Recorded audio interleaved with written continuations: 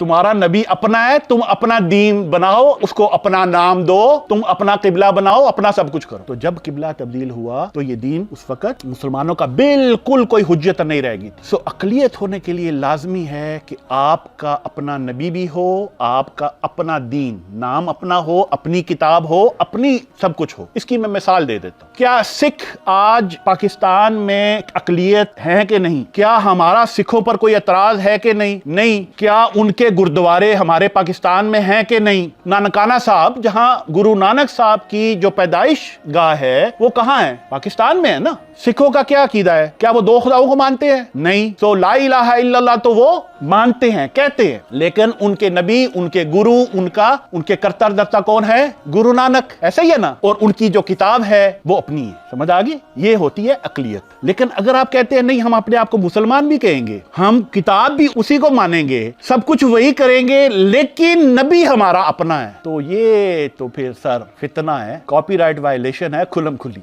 आप कभी भी एप्पल, मैं अब फैक्ट्री लगा लेता हूँ टेलीफोनों की, मैं सोचता हूँ अच्छा यार ये एप्पल का नाम बड़ा बिकता है, मैं उस पर जनाब वो सेबों की मोहरें लगा के एप्पल की, उनका जी बेचना शुरू कर दो, तो क्या एप्पल वालों को इतराज होगा ना? तो सर यही बात है, एप्पल हो गया, कोका कोला हो गया, इसकी मिसालें आपकी को नजर आती। ठीक है। हफ्तावार लेक्चर में शिरकत के लिए अपने करीबी बुरहानिया के सेंटर में तशरीफ लाएं।